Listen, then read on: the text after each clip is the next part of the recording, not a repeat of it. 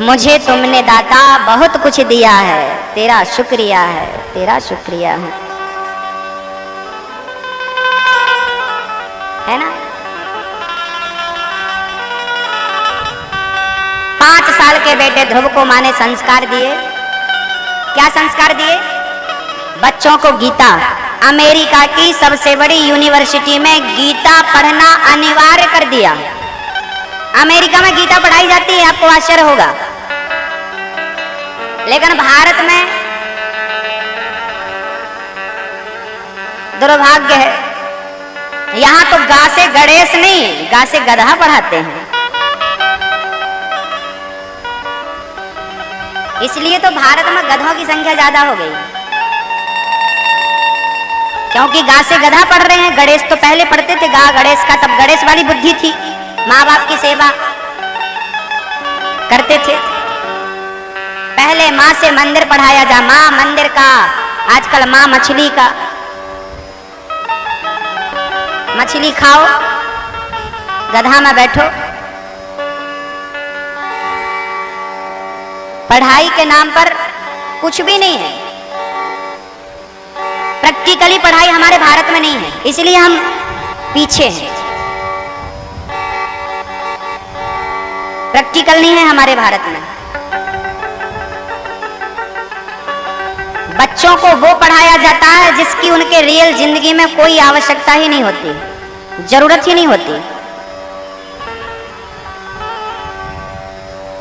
कई बच्चे तो ऐसे होते हैं कि खूब याद कर लिया, एग्जाम देकर आए, और एग्जाम देकर के आए, उसके बाद उनसे पूछो कि इसका क्या उत्तर था, नहीं बता पाएंगे, सब भूल गए। तो अब खत्म इसका काम, इस पढ़ाई को क्लोज करो, खत्म करो, अब आगे का ले। 2 साल पहले जो पढ़ा आपने वो याद है आपको? वो क्लास पार करके आप आगे आ गए, पीछे का सब भूलते गए, आगे आगे पाठ, पीछे पीछे सपाट। डिग्रियां आ गई हमारे पास, पर प्रैक्टिकली नॉलेज कहां है? जब आप कभी परेशान होते हैं, डिप्रेशन में चले जाते हैं, तनाव ग्रसित हो जाता है, तब आपकी पढ़ाई काम नहीं आती, तब गीता का ज्ञान काम आता है। अभी आप लोग सब जानते होंगे, अभी गीता के ऊपर एक रिसर्च हुआ। गीता के ऊपर बड़े बड़े वैज्ञानिकों ने रिसर्च किया और पाया कि जो व्यक्ति गीता पढ़ता है, गीता समझता है, गीता के मार्ग पर चलता है, उस व्यक्ति को कभी डिप्रेशन की समस्या हो नहीं सकती। वो कभी चिंता में अपनी तबीयत बिगाड़ ही नहीं सकता। और जो हार्ट अटैक आता है ना, वो उसे कभी नहीं आ सकता जो गीता की 4 लाइनें याद रखता है। आपको याद करा दूं, गीता में 700 श्लोक हैं, 18 अध्याय हैं, लेकिन इस पूरी गीता को आप पढ़ लें, समझ लें तो बहुत अच्छी बात है, नहीं तो कम से कम 4 बातें याद रखें। सुन लीजिए, जो हो रहा है वो अच्छा हो रहा है, जो हो रहा है वो होकर रहेगा, और जो नहीं होना वो कभी नहीं होगा। जो तुम्हारा आज है वो कल किसी और का था, आगे किसी और का होगा। वो तुम्हारे पास आज है थोड़ी देर के लिए, ना आगे रहेगा ना पीछे था। आत्मा अमर है, कभी मरती नहीं है। शरीर जड़ है, ये 5 तत्वों से मिलकर बना है, पृथ्वी जल वायु अग्नि आकाश। 5 में ये समा जाएगा।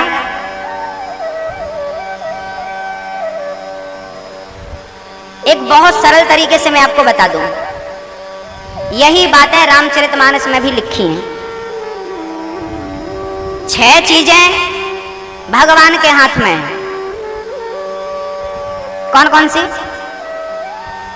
सुना हूं भरत भावी प्रबल बिलख कहा मुनिनाथ, हानि लाभ, हानि लाभ, जीवन मरण, जस अपजस, विधि हाथ। हानि कितनी होनी है आपकी, ये उसके हाथ में है। लाभ कितना होना है, उसके हाथ में ना। मैं चाहता हूं कि मेरा नुकसान होता है ना, फिर भी किसके हाथ में है, ऊपर वाले के हाथ। कितना नुकसान और कितना लाभ, चाबी उसके पास है। हम परेशान क्यों हो, हानि लाभ उसके हाथ। जीवन मरण, मेरा जन्म कहाँ होना था वहीं हुआ, और मैं कहाँ मरूंगा, कैसे मरूंगा, ये उसके हाथ में। पानी में डूब के मरूंगा के चलते के बैठे के उठते के खाते पीते कैसे मरूंगा, ये पहले से डिसाइड है, चिंता नहीं करना। हानि लाभ जीवन मरण उसके हाथ में। जस, आपका नाम कितना होगा और आप कितने बदनाम होंगे, जस अपजस, ये दोनों ईश्वर के हाथ। और व्यक्ति इन्हीं के चक्कर में मरता है, मेरा नाम हो जाए, मेरा नाम हो जाए, मुझे पैसा मिल जाए, मेरा लाभ हो जाए, कैसे होगा। फिर क्या करना चाहिए, गीता में लिखा है कर्मण्येवाधिकार, तू कर्म कर, तू सच बोल, तू सबकी सेवा कर, तेरा कर्म जो है, तू पिता है तो पिता का कर्म कर, पुत्र है तो पुत्र का कर्म कर, तू पति है तो पति का कर्म धर्म निभा, तू जहां है वो कर। मैं बैठा हूं, तुझे कितने का फल कितना देना है, कितना लाभ कितना हानि। बच्चा स्कूल गया, अब विचार करने लगा, पंडित जी ने तो कहा था कि मेरे भाग्य में इस बार 100 नंबर है, एक काम करो मैं लिखूं ही ना, 100 नंबर तो आएंगे, आ जाएंगे ना। बेटा गीता में कहा है तू जल्दी से अपनी कॉपी भर, जल्दी जल्दी लिख, समय 3 घंटे का है, खत्म हो जाएगा, कॉपी छीन ली जाएगी, फटाफट लिख, हर प्रश्न का सही उत्तर लिख, जल्दी जल्दी लिख। तू अपना कर्म अच्छे से करेगा तो तेरे जब कर्म अच्छे होंगे तो तुझे फल भी अच्छा ही मिलेगा। अब तू कर्म में लापरवाही करेगा तो ईश्वर फल में भी लापरवाही करेगा। महाराज भगवान आपने अच्छा नहीं दिया फल, तुमने कर्म भी तो अच्छा नहीं किया। एक मैया शंकर जी के मंदिर में गई, बाजार से केला खरीद लाऊं, शिवरात्रि है चढ़ा दूंगी। भैया केला देना।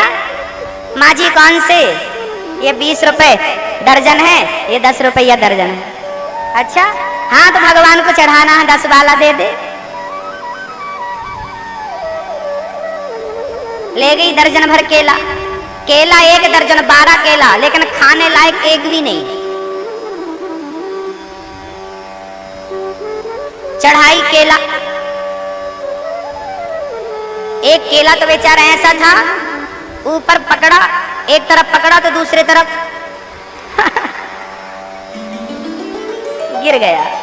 शंकर जी को चढ़ाया, हे शंकर जी बहू के बेटा नहीं हो रहा है, कृपा करो।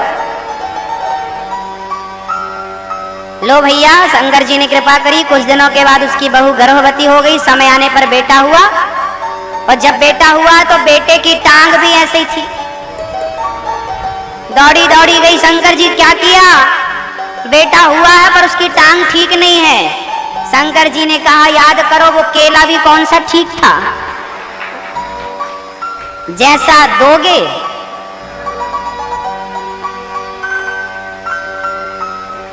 कर्म अच्छे नहीं करते हम, और फल की कामना बहुत अच्छी होती है। कर्म सबके लिए है। चींटियों को देखा होगा आपने, चलती रहती, दिन भर में वो ना जाने कितने किलोमीटर की यात्रा कर लेती होंगी, चलती रहती है, चलती रहती। एक दिन सी चींटी जब वो कर्म करती रहती है तो हम तो इतने बड़े, बताइए बिना कर्म के कौन है संसार में। हाथी को कर्म करना पड़ता है, पक्षी को कर्म, हमें भी कर्म करना पड़ता है, हम कर्म करें। अब इसका अर्थ ये मत समझ लेना कि कर्म ही सब ठीक है, अब कथा ना सुने, पूजा ना करें, पाठ ना करें, कर्म ही कर्म। आज आपको मैं बता दूं, कर्म न्यूट्रल होता है। कर्म कैसा होता है, न्यूट्रल। माँ बाप की आरती उतारना कर्म है, माँ के पांव दबाना कर्म है, और माँ को लाठी मारना, माँ को घर से निकाल देना क्या है? ये भी कर्म है? भाई पलक झपक रही है आपकी तो कर्म हो रहा है। मेरा मुंह चल रहा है, ये कर्म हो रहा है। मैंने हाथ उठाया, ये कर्म हो रहा है, ये कर्म हो रहा है। मैं माँ की आरती उतारूं वो भी कर्म है, और मैं माँ को गालियां दूं वो भी कर्म है। मैं माँ को घर से हाथ पकड़ के निकाल दूं वो भी कर्म है। कर्म तो कर्म न्यूट्रल है। बिजली का तार न्यूट्रल है, पंखा लगाओ तो हवा मिलेगी, हीटर लगाओ गर्मी मिलेगी। कर्म न्यूट्रल है। इसलिए शास्त्र कहते हैं कि कौन सा कर्म करो और कौन सा कर्म नहीं करो। मार्केट मेडिकल में जितनी दवाइयां हैं सारी दवाइयां खाने लायक हैं या नहीं? बोलो। मेडिकल में जितनी दवाइयां हैं सारी खाने लायक हैं कि नहीं? लेकिन क्या हम सब खा लें? डॉक्टर का परामर्श, कौन सी खाएं और कौन सी नहीं खाएं। जो दवाई हमें खानी है वही दवाई दूसरे पेशेंट को, दूसरे मरीज को मना नहीं, तुम ये वाली मत खाना, क्योंकि तुम्हारा रोग दूसरा है। ये दवाई इस रोग की है, ये दवाई इस रोग की। ऐसा ही कौन सी खाएं कौन सी ना खाएं, ऐसे कर्म है। मेडिकल में तो बहुत सारे कर्म भरे पड़े हैं। ये हमारा शरीर मेडिकल है, इसमें बहुत सारे कर्मों की दवाइयां भरी पड़ी हैं। कौन सा कर्म करना है और कौन सा नहीं करना, ये सत्संग बताएगा, ये भगवान की कथा से हमें प्राप्त होगा। इसलिए कथा जरूरी है। उदाहरण के तौर पर समझिएगा, आटा चालने की चलनी, आटा नीचे गिर जाता है, ऊपर मोटा मोटा धान बचता है, तो चलनी जो होती है ना, साफ साफ नीचे गिरा देती है। ऐसे ही माँ बाप की सेवा तो करनी चाहिए, पर माँ बाप का अनादर ये त्यागना, ये कर्म, गाली देने का कर्म त्यागना।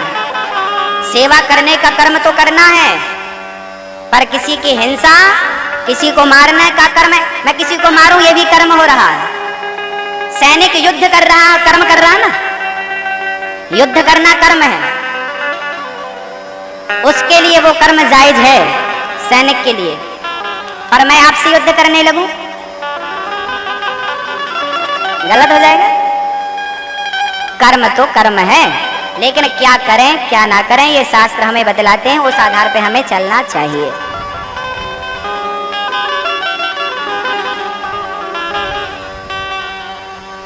सुनीति ने अपने ध्रुव को ज्ञान दिया। एक दिन पिता की गोद में बैठने ध्रुव जी चले। माँ ने अपमानित कर दिया सौतेली माँ ने, तू इस गोद में बैठने के लायक नहीं है, चल। घर से निकाल दिया। रोते रोते रोते रोते ध्रुव जी घर गए। माँ अपमान कर दिया माँ ने, बेटा जाकर तपस्या कर।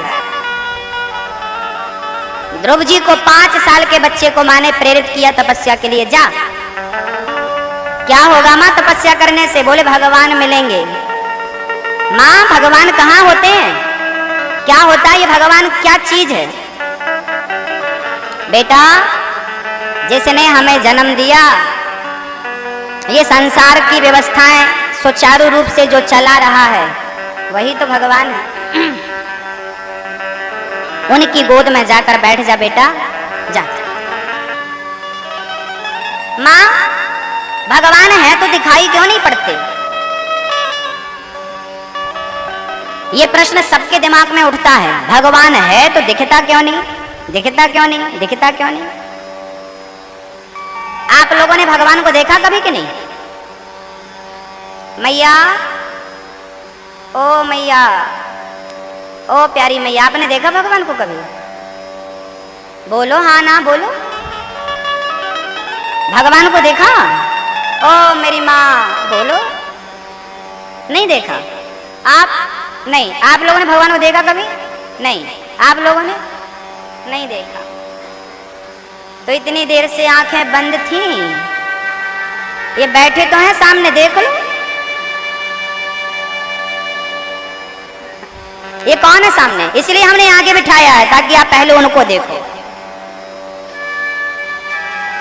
कौन है ये? आगे बैठे कौन है ये? भगवान। तो आप तो बोले हमने देखा नहीं भगवान को। मंदिर जाते हैं कभी कभी के नहीं? किसको देखने जाते हैं? भगवान को। तो अभी तो बोल रहे हैं हमने नहीं देखा भगवान को।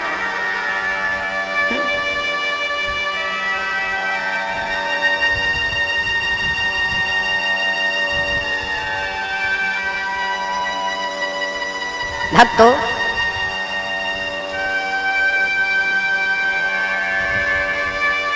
भगवान यही है।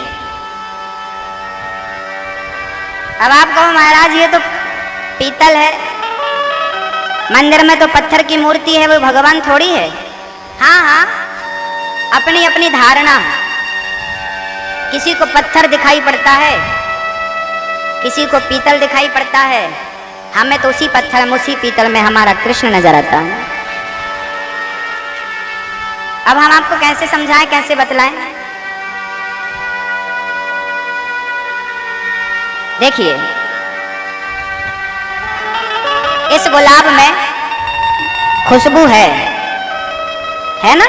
ये देखिए, बहुत बढ़िया खुशबू होती है खुशबू ना। पर खुशबू आपको नजर आई? नहीं आई। नजर तो मुझे भी नहीं आ रही है, लेकिन महसूस कर रहा हूं। अच्छा, आप महसूस कर रहे हैं कि नहीं? देखिए, मैं गुलाब के, मैं अपने नाक में लगा रहा हूं, महसूस आप करिए। नहीं? एक बार और ट्राई कर लो भाई। आई? नहीं आई। जब गुलाब मैं सूंघ रहा हूं तो खुशबू केवल मुझे ही मिलेगी, आपको कैसे मिलेगी? ऐसे ही जब भक्ति मैं करूंगा तो भगवान को भी महसूस मैं ही कर सकता हूं। आप कैसे कर सकते हैं? यदि आप भक्ति करें तो आप महसूस कर लेंगे। इस गुलाब की खुशबू को यदि मैंने अपने नाक से लगाया तो केवल मैं महसूस कर सकता हूं, आप नहीं। ऐसे भक्ति जो करेगा वो ईश्वर को महसूस कर पाएगा। जो भक्ति नहीं करेगा वो कैसे? लोग चिल्लाते हैं भगवान को दिखाओ, है तो दिखाओ। दिमाग खराब हो गया तुम्हारा? बिना काखा गाघा पढ़े तुमको अखबार पढ़ना नहीं आता? बिना काखा गाघा पढ़े अखबार पढ़ सकते हो?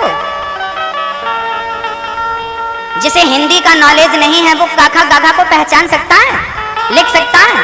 नहीं। जब काखा गाघा को समझने के लिए पढ़ना पड़ता है तो भगवान को समझने के लिए भक्ति करना पड़ता है भैया। भक्ति के बिना वो समझ में नहीं आता। बिना पढ़े ना हिंदी समझ में आती, ना इंग्लिश समझ में आती, ना गणित समझ में आती। बिना भक्ति के ये कैसे समझ में आएगा जिसने ब्रह्मांड बनाया है? भक्ति पहला पाठ है, पढ़ाई वहां से ये समझ में आएगा।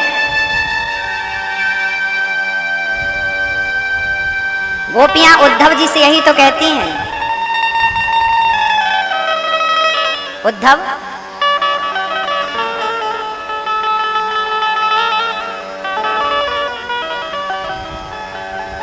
ये तो प्रेम की बात है उद्धव, बंदगी तेरे बस की। यहां सर दे के होते हैं सौदे, आस की इतनी सस्ती नहीं। किसी से आई लव यू कह देने से प्यार नहीं हो जाता। हो जाता है प्यार, शब्दों में नहीं होता। होता? अच्छा एक बात बताऊं, प्यार ना शब्द का मोहताज नहीं है। प्यार को शब्द की जरूरत, प्यार क्या चाहता है? प्यार साइलेंट हो जाता है, चुप, वो कुछ नहीं चाहता। प्यार शब्द का भूखा नहीं है। आपकी माँ ने आपसे कभी नहीं कहा होगा कि बेटा आई लव यू तो तेरे से प्यार करती हूँ। कहा? आपकी माँ को जरूरत ही नहीं पड़ी आई लव यू कहने की, क्योंकि माँ का वो प्यार शब्द से तौला ही नहीं जा सकता। माँ के उस प्यार के लिए कोई शब्द ही नहीं है। तो शब्द तो प्यार की परिभाषा में बहुत छोटे हैं, कोई मायने नहीं होता शब्दों का। प्यार की व्याख्या हम शब्दों से कैसे करें, क्योंकि प्यार की व्याख्या के लिए कोई शब्द हो तो करें। है बस गोपियां प्यार करती हैं भगवान से। जो प्रेम करता है ना भगवान से, फिर वो जानता है कि भगवान चीज क्या है, क्या है भगवान। क्यों लाखों लोग इस कलयुग में, इस व्यस्ततम जीवन में दीवाने हैं भगवान के? कुछ तो कारण होगा। बद्रीनाथ की इतनी लंबी यात्रा, चढ़ाई चढ़ चढ़ करके कितने बार आपने सुना होगा, बद्रीनाथ में कोई बस गिर गई, कोई खाई में गिर गए, लोग कितने लोग मारे गए, फिर भी लोगों का आवागमन चालू है। श्रद्धा से बढ़ करके, प्रेम से बढ़ करके, अरे मौत भी कोई बात नहीं है, मौत को भी मात दे देते हैं। प्रेम प्रेम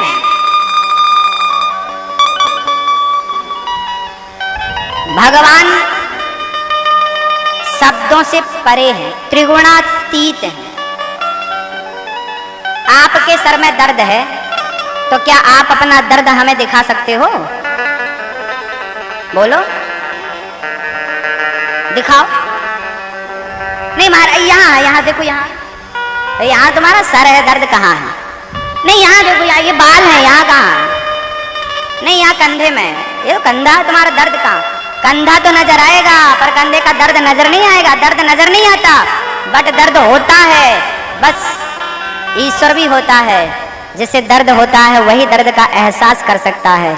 जो भक्त है वही भगवान का एहसास कर सकता है। पर चढ़े और माँ के सहित ध्रुव धाम की ओर चले गए ध्रुव जी महाराज। इनके वंश में पृथु हुए हैं जिन्होंने पृथ्वी का दोहन किया है। पुरंजनोपाख्यान की बड़ी अद्भुत चर्चा नारद जी ने सुनाई। प्रियव्रत जी, मनु जी के दूसरे बेटा प्रियव्रत, इनके वंश में श्री भरत जी हुए। जड़ भरत राजा रघुगण को ज्ञान देते हैं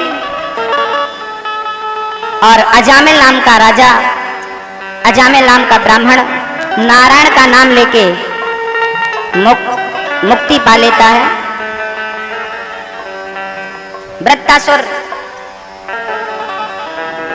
वृत्तासुर का उद्धार हुआ।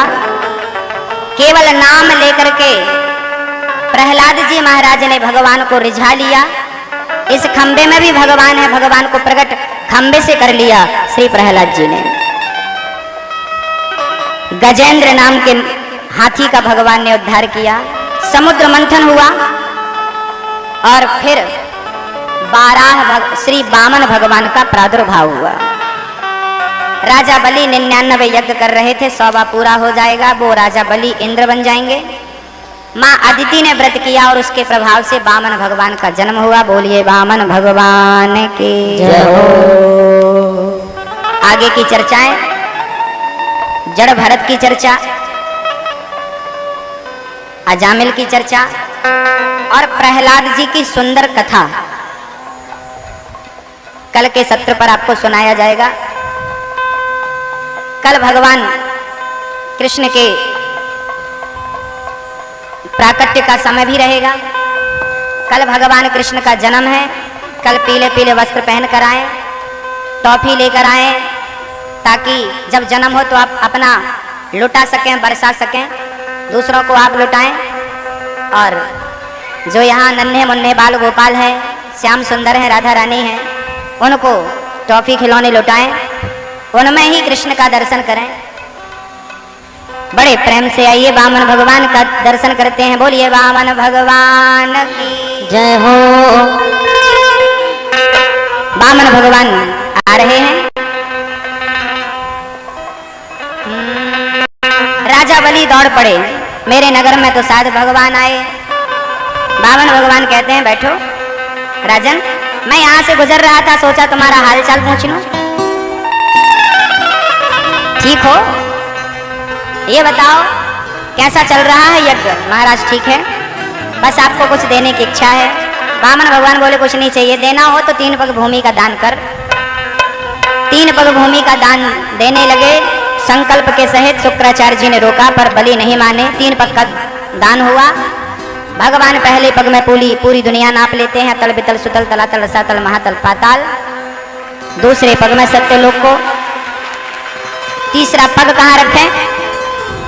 राजा बलि अपना मस्तक झुकाते हैं, बोलिए वामन भगवान की। राजा बलि